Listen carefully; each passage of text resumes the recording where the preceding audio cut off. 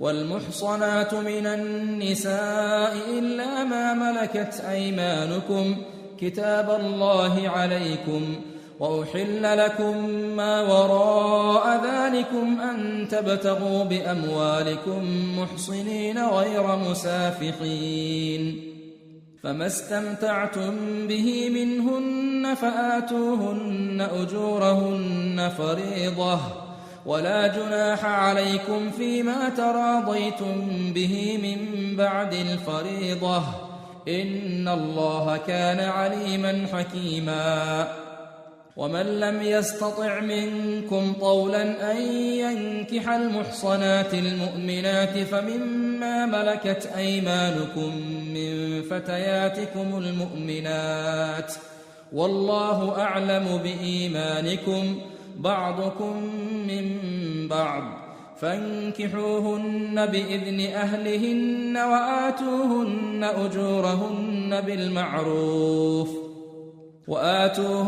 أجورهن بالمعروف محصنات غير مسافحات ولا متخذات أخدان،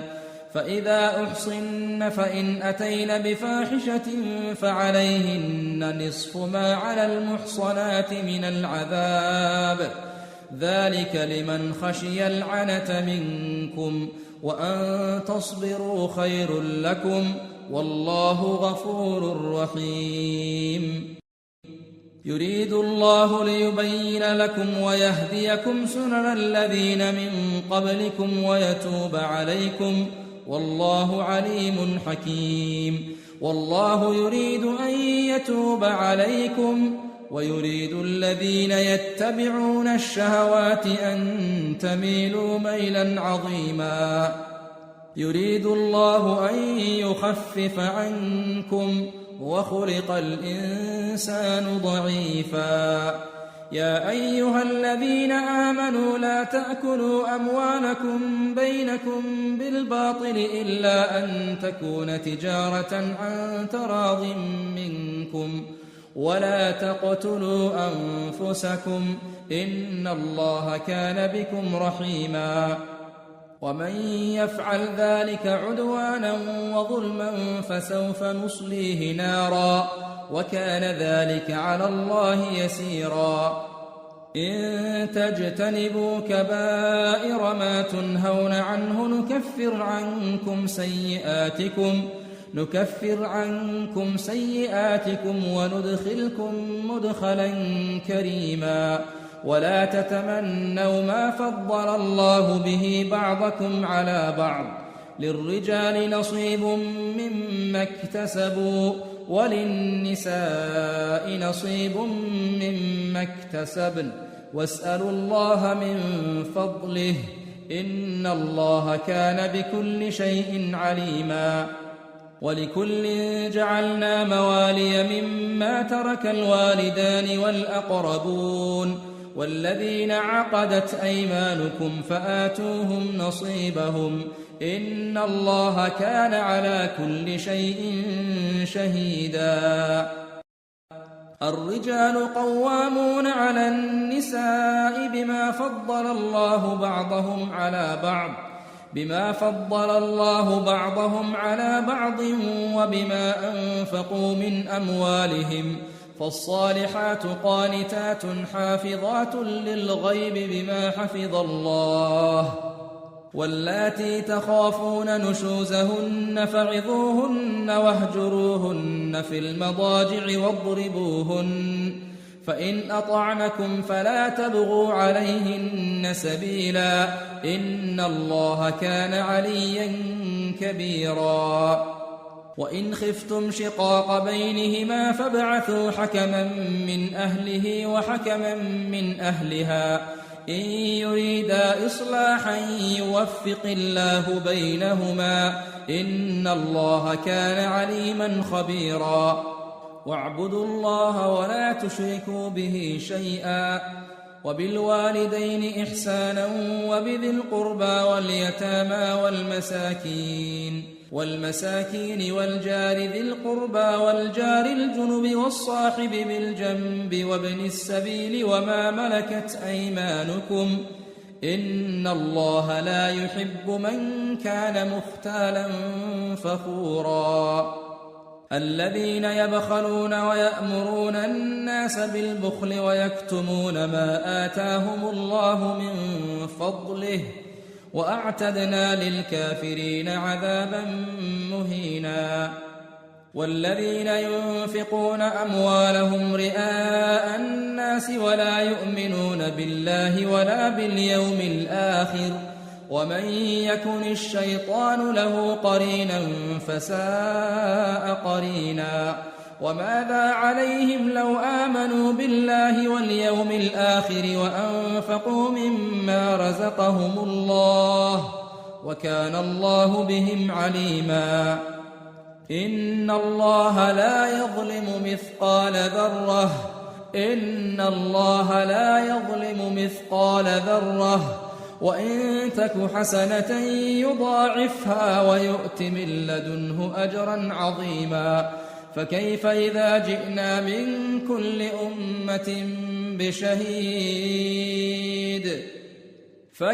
إذا جئنا من كل أمة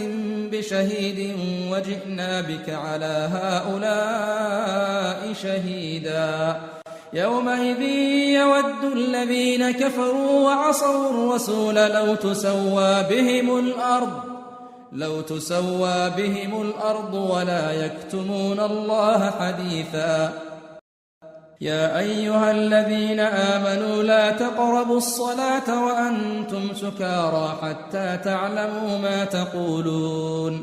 حتى تعلموا ما تقولون ولا جنبا إلا عابري سبيل حتى تغتسلوا وإن كنتم مرضى أو على سفر أو جاء أحد منكم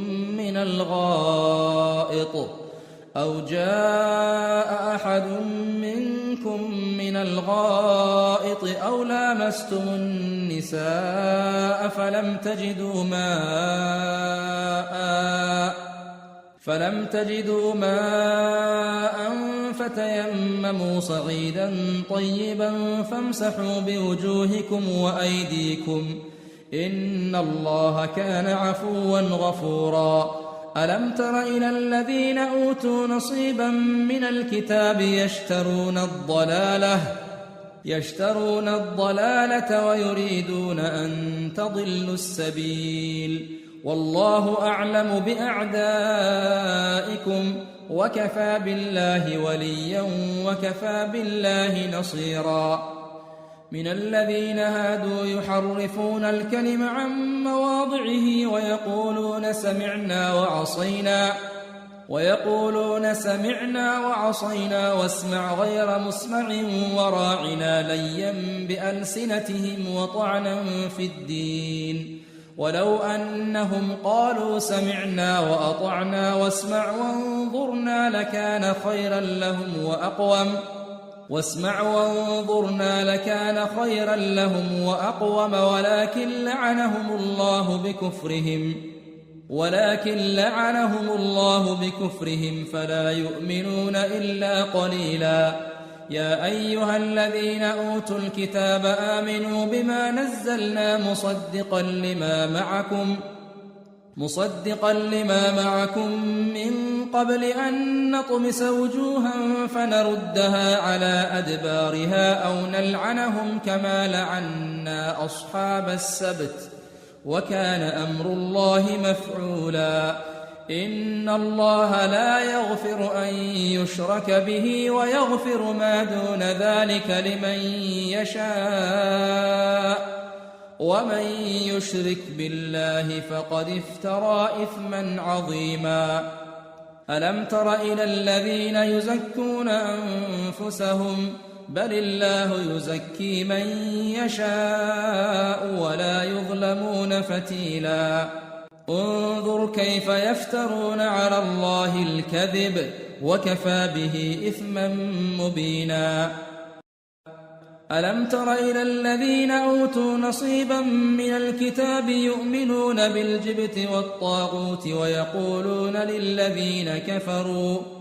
ويقولون للذين كفروا هؤلاء أهدى من الذين آمنوا سبيلا أولئك الذين لعنهم الله ومن يلعن الله فلن تجد له نصيرا أم لهم نصيب من الملك فإذا لا يؤتون الناس نقيرا أم يحسدون الناس على ما آتاهم الله من فضله فقد آتينا آل إبراهيم الكتاب والحكمة وآتيناهم ملكا عظيما فمنهم من آمن به ومنهم من صد عنه وكفى بجهنم سعيرا إن الذين كفروا بآياتنا سوف نصليهم نارا كلما نضجت جلودهم بدلناهم جلودا غيرها ليذوقوا العذاب إن الله كان عزيزا حكيما والذين آمنوا وعملوا الصالحات سندخلهم جنات تجري من تحتها الأنهار خالدين فيها أبدا لهم فيها أزواج مطهرة وندخلهم ظلا ظليلا إن الله يأمركم أن تؤدوا الأمانات إلى أهلها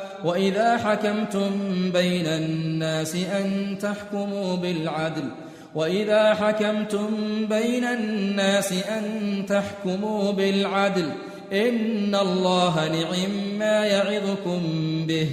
إن الله كان سميعا بصيرا يا أيها الذين آمنوا أطيعوا الله وأطيعوا الرسول وأولي الأمر منكم فإن تنازعتم في شيء فردوه إلى الله والرسول إن كنتم تؤمنون بالله واليوم الآخر ذلك خير وأحسن تأويلا وتوفيقا أولئك الذين يعلم الله ما في قلوبهم فأعرض عنهم وعظهم وقل لهم في أنفسهم قولا بليغا وما أرسلنا من رسول إلا ليطاع بإذن الله ولو أنهم إذ ظلموا أنفسهم جاءوك فاستغفروا الله واستغفر لهم الرسول لوجدوا الله توابا رحيما فلا وربك لا يؤمنون حتى يحكموك فيما شجر بينهم ثم لا يجدوا في أنفسهم حرجا مما قضيت ويسلموا تسليما ولو أنا كتبنا عليهم أن اقتلوا أنفسكم أو اخرجوا من دياركم ما فعلوه إلا قليل منهم ولو أنهم فعلوا ما يوعظون به لكان خيرا لهم وأشد تثبيتا وإذا لآتيناهم من لدنا أجرا عظيما ولهديناهم صراطا مستقيما ومن يطع الله والرسول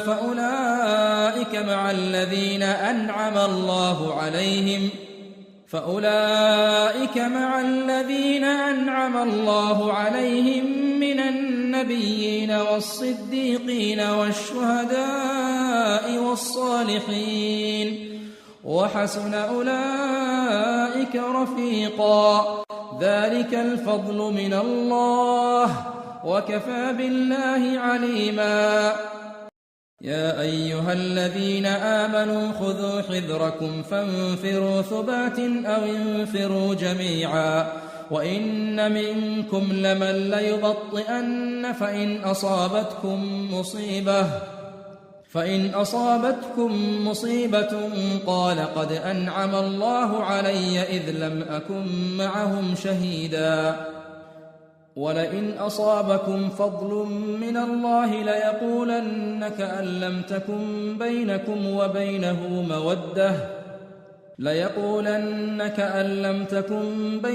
وبينه مودة يا ليتني كنت معهم فأفوز فوزا عظيما.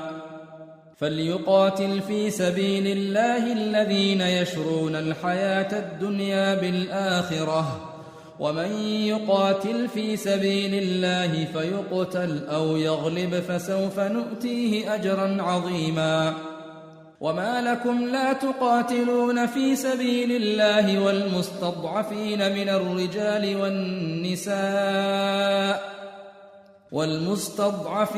الرجال والنساء والولدان الذين يقولون ربنا أخرجنا من هذه القرية الظالم أهلها واجعل لنا من لدنك وليا واجعل لنا من لدنك نصيرا. الذين آمنوا يقاتلون في سبيل الله والذين كفروا يقاتلون في سبيل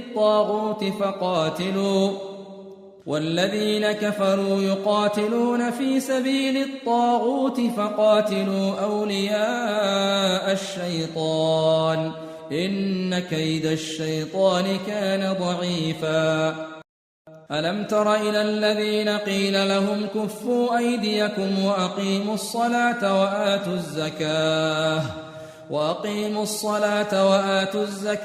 فلما كتب عليهم القتال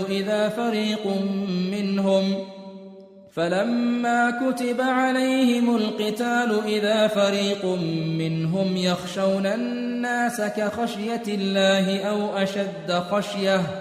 وقالوا ربنا لم كتبت علينا القتال لولا أخرتنا إلى أجل قريب قل متاع الدنيا قليل والآخرة خير لمن اتقى ولا تظلمون فتيلا. أينما تكونوا يدرككم الموت ولو كنتم في بروج مشيدة وإن تصبهم حسنة يقولوا هذه من عند الله وإن تصبهم سيئة يقولوا هذه من عندك قل كل من عند الله فما لهؤلاء القوم لا يكادون يفقهون حديثا. ما أصابك من حسنة فمن الله وما أصابك من سيئة فمن نفسك وأرسلناك للناس رسولا وكفى بالله شهيدا. من يطع الرسول فقد أطاع الله ومن تولى فما أرسلناك عليهم حفيظا. ويقولون طاعة فإذا برزوا من عندك بيت طائفة منهم غير الذي تقول والله يكتب ما يبيتون فأعرض عنهم وتوكل على الله وكفى بالله وكيلا. أفلا يتدبرون القرآن ولو كان من عند غير الله لوجدوا فيه اختلافا كثيرا. وإذا جاءهم أمر من الأمن أو الخوف أذاعوا به ولو ردوه إلى الرسول وإلى أولي الأمر منهم لعلمه الذين يستنبطونه منهم ولولا فضل الله عليكم ورحمته لاتبعتم الشيطان إلا قليلا. فقاتل في سبيل الله لا تكلف إلا نفسك وحرض المؤمنين عسى الله أن يكف بأس الذين كفروا والله أشد بأسا وأشد تنكيلا. من يشفع شفاعة حسنة يكن له نصيب منها ومن يشفع شفاعة سيئة يكن له كفل منها وكان الله على كل شيء مقيتا. وإذا حييتم بتحية فحيوا بأحسن منها أو ردوها إن الله كان على كل شيء حسيبا. الله لا إله إلا هو ليجمعنكم إلى يوم القيامة لا ريب فيه ومن أصدق من الله حديثا. فما لكم في المنافقين فئتين والله أركسهم بما كسبوا أتريدون أن تهدوا من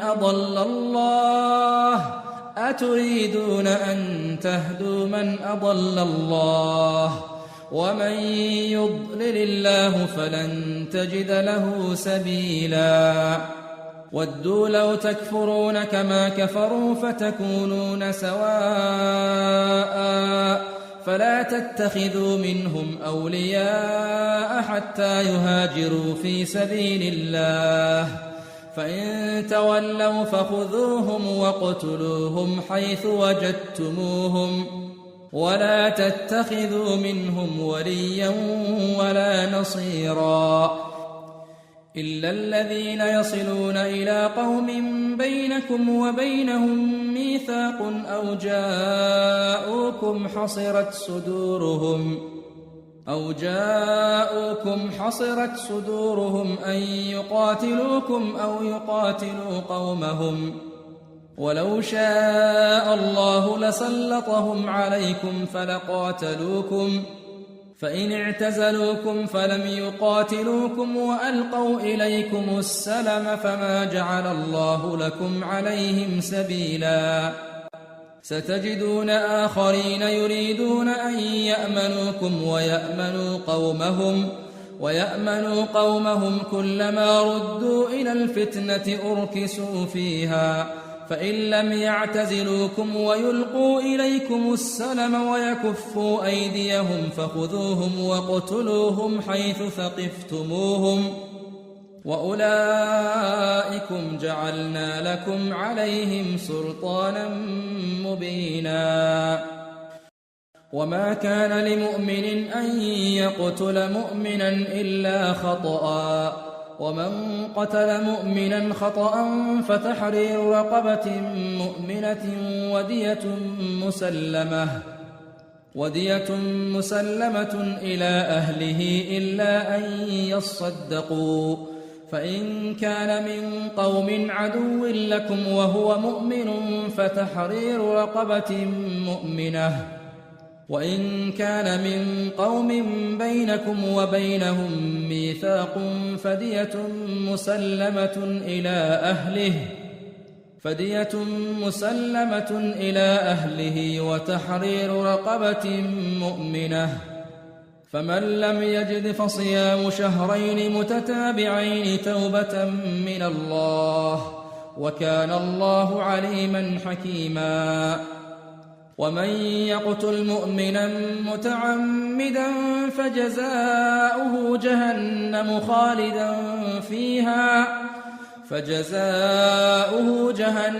خالدا فيها وغضب الله عليه ولعنه وأعد له عذابا عظيما. يا أيها الذين آمنوا إذا ضربتم في سبيل الله فتبينوا ولا تقولوا لمن ألقى إليكم السلام لست مؤمنا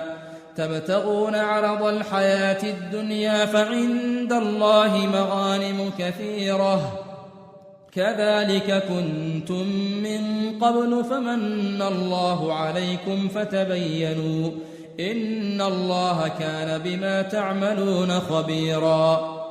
لا يستوي القاعدون من المؤمنين غير أولي الضرر والمجاهدون في سبيل الله بأموالهم وأنفسهم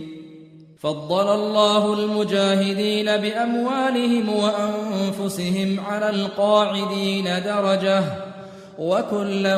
وعد الله الحسنى وفضل الله المجاهدين على القاعدين أجرا عظيما درجات منه ومغفرة ورحمة وكان الله غفورا رحيما إن الذين توفاهم الملائكة ظالمي أنفسهم قالوا فيم كنتم قالوا كنا مستضعفين في الأرض قالوا ألم تكن أرض الله واسعة فتهاجروا فيها فأولئك مأواهم جهنم وساءت مصيرا إلا المستضعفين من الرجال والنساء والولدان لا يستطيعون حيلة ولا يهتدون سبيلا فأولئك عسى الله أن يعفو عنهم وكان الله عفوا غفورا ومن يهاجر في سبيل الله يجد في الأرض مراغما كثيرا وسعة ومن يخرج من بيته مهاجرا إلى الله ورسوله ثم يدركه الموت فقد وقع أجره على الله وكان الله غفورا رحيما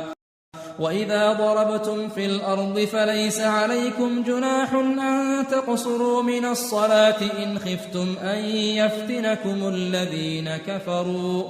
إن الكافرين كانوا لكم عدوا مبينا وإذا كنت فيهم فأقمت لهم الصلاة فلتقم طائفة منهم معك وليأخذوا أسلحتهم فإذا سجدوا فليكونوا من ورائكم ولتأت طائفة أخرى لم يصلوا فليصلوا معك وليأخذوا حذرهم وأسلحتهم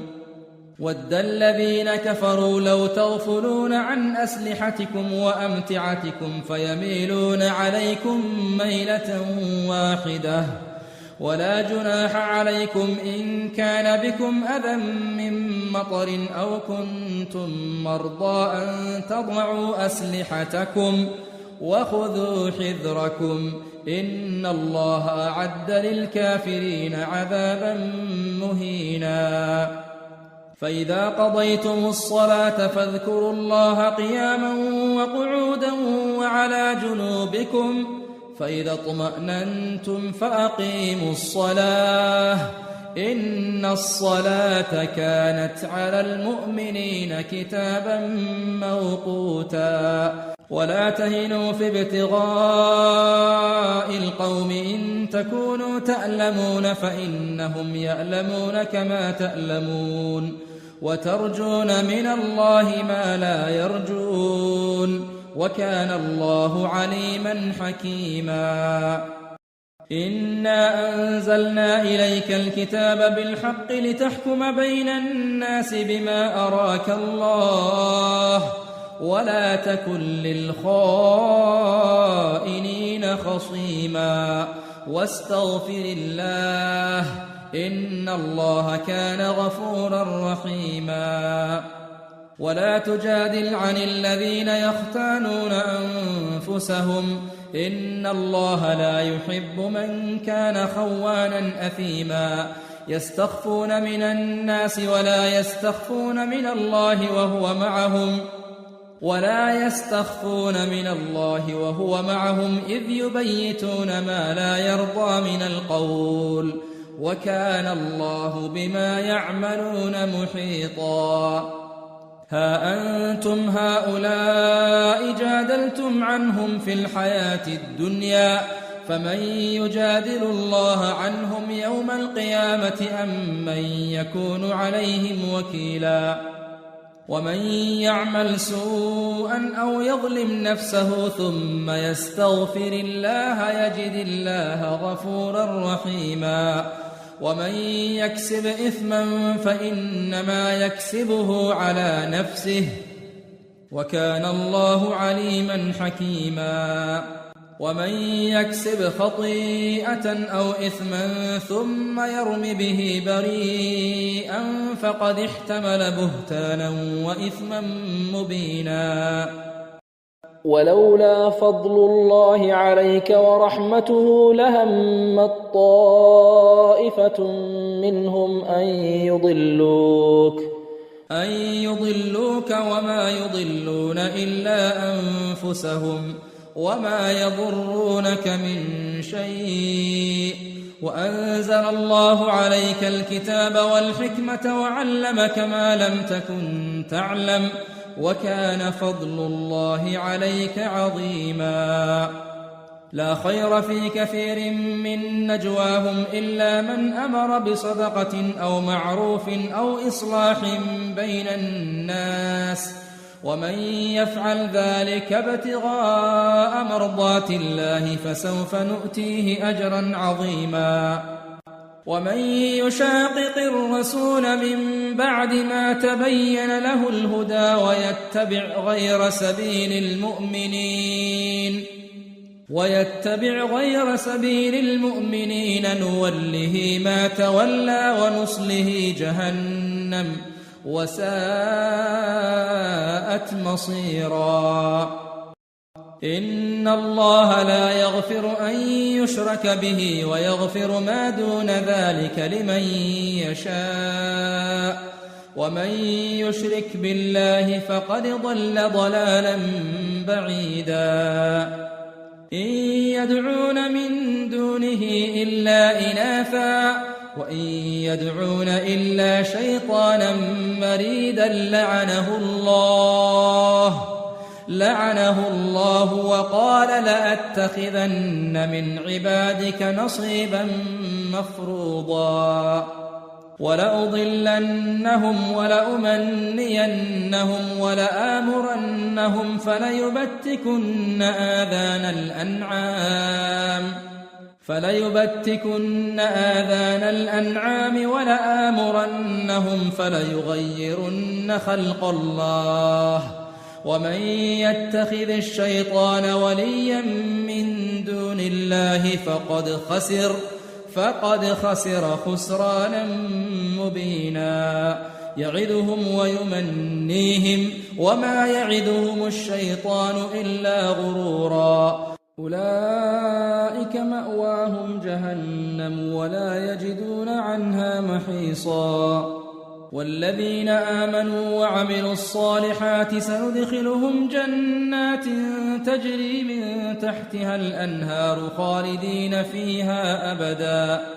وعد الله حقا ومن أصدق من الله قيلا. ليس بأمانيكم ولا أماني أهل الكتاب، من يعمل سوءا يجز به ولا يجد له من دون الله وليا ولا نصيرا. ومن يعمل من الصالحات من ذكر أو أنثى وهو مؤمن فأولئك يدخلون الجنة ولا يظلمون نقيرا. ومن أحسن دينا ممن أسلم وجهه لله وهو محسن واتبع ملة إبراهيم حنيفا واتخذ الله إبراهيم خليلا. ولله ما في السماوات وما في الأرض وكان الله بكل شيء محيطا. ويستفتونك في النساء قل الله يفتيكم فيهن وما يتلى عليكم في الكتاب في يتامى النساء اللاتي لا تؤتونهن ما كتب لهن وترغبون أن تنكحوهن والمستضعفين من الولدان وأن تقوموا لليتامى بالقسط وما تفعلوا من خير فإن الله كان به عليما. وإن امرأة خافت من بعلها نشوزا أو إعراضا فلا جناح عليهما أن يصلحا بينهما صلحا والصلح خير، وأحضرت الأنفس الشح، وإن تحسنوا وتتقوا فإن الله كان بما تعملون خبيرا. ولن تستطيعوا أن تعدلوا بين النساء ولو حرصتم، فلا تميلوا كل الميل فتذروها كالمعلقة، وإن تصلحوا وتتقوا فإن الله كان غفورا رحيما. وإن يتفرقا يغن الله كلا من سعته، وكان الله واسعا حكيما. ولله ما في السماوات وما في الأرض. ولقد وصينا الذين أوتوا الكتاب من قبلكم وإياكم أن اتقوا الله، وإن تكفروا فإن لله ما في السماوات وما في الأرض، وكان الله غنيا حميدا. ولله ما في السماوات وما في الأرض، وكفى بالله وكيلا. إن يشأ يذهبكم أيها الناس ويأت بآخرين، وكان الله على ذلك قديرا. من كان يريد ثواب الدنيا فعند الله ثواب الدنيا والآخرة، وكان الله سميعا بصيرا. يا أيها الذين آمنوا كونوا قوامين بالقسط شهداء لله ولو على أنفسكم أو الوالدين والأقربين، إن يكن غنيا أو فقيرا فالله أولى بهما، فلا تتبعوا الهوى أن تعدلوا، وإن تلووا أو تعرضوا فإن الله كان بما تعملون خبيرا. يا أيها الذين آمنوا بالله ورسوله والكتاب الذي نزل على رسوله والكتاب الذي أنزل من قبل، ومن يكفر بالله وملائكته وكتبه ورسله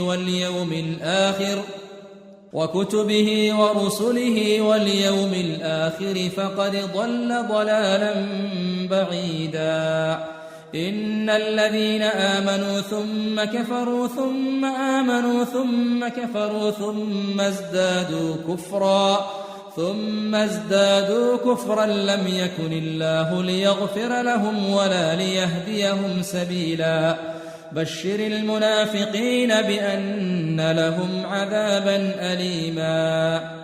الذين يتخذون الكافرين أولياء من دون المؤمنين أيبتغون عندهم العزة فإن العزة لله جميعا. وقد نزل عليكم في الكتاب أن إذا سمعتم آيات الله يكفر بها ويستهزأ بها فلا تقعدوا معهم حتى يخوضوا في حديث غيره، إنكم إذا مثلهم، إن الله جامع المنافقين والكافرين في جهنم جميعا. الذين يتربصون بكم فإن كان لكم فتح من الله قالوا ألم نكن معكم وإن كان للكافرين نصيب قالوا ألم نستحوذ عليكم ونمنعكم من المؤمنين. فالله يحكم بينكم يوم القيامة ولن يجعل الله للكافرين على المؤمنين سبيلا.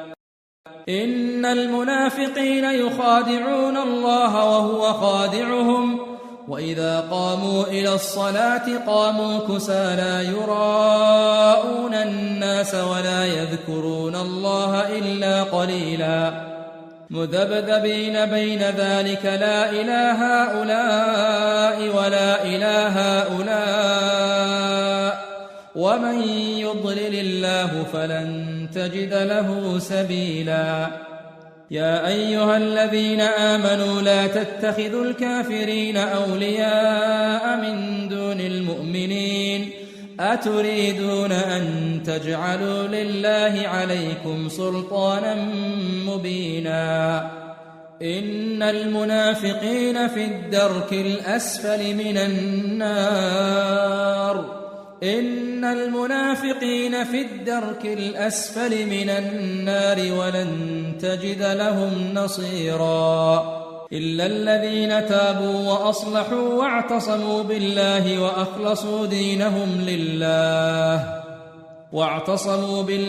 وأخلصوا دينهم لله فأولئك مع المؤمنين وسوف يؤتي الله المؤمنين أجرا عظيما ما يفعل